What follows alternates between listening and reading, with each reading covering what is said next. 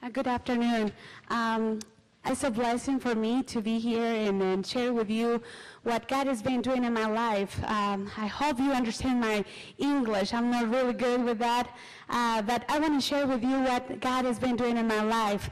I remember like almost 6 years ago, before I came to the United States, how I was praying God to guide me to a new direction. I was serving Him in a ministry in Guatemala. That was an orphanage called Casa Bernabé. And then I told God and I prayed to God and see to give me a new direction in my life. And then for that time, I was praying and I was reading the book of Jabez. And then I read the verse of the Bible about his prayer to God. And then I'm going to read it to you, and I will try to read it the best I can. And then it says, Jabez cried out to God of Israel, "Oh, that you will bless me and enlarge my territory. Let your hand be with me and keep me from harm so that I will be free from pain." And God grant his request. I pray this prayer to God, and I ask God, please, I want for you to open my territory, to extend that for me. And then he did. He answered my prayer.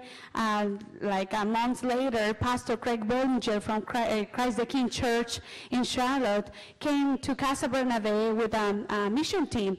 And then he talked to me about the possibility or the desire that they have to start working with the Latino ministry in the Charlotte area. And then he said, we can pray about it. And then we pray. And I was praying. We prayed like almost 2 years or something like that, praying for God's direction of that. And then God opened the door for me to come in here and serve the Latino ministry, the Latino community in this area. Other thing, and I remember when I first came to United States, was that that I asked God, if you don't know with me, if you're not coming with me, I don't want to go to United States. I don't want to be there if you are not the one who is calling me to be here. And then please, bless what I'm doing.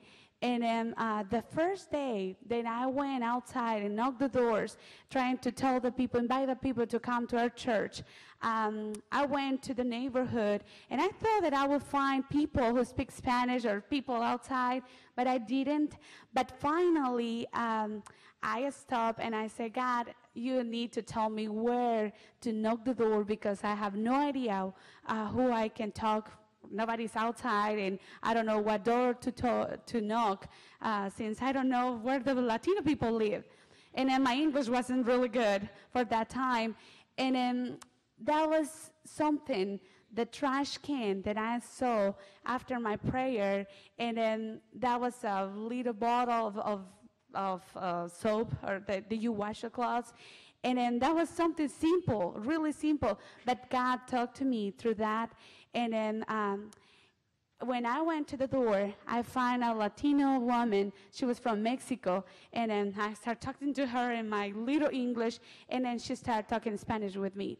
And in that moment, I saw, and I saw how God was with me and how he was blessing me since the moment that I first came here, that he was the one who called me to be here to serve him and to do what he called me to do.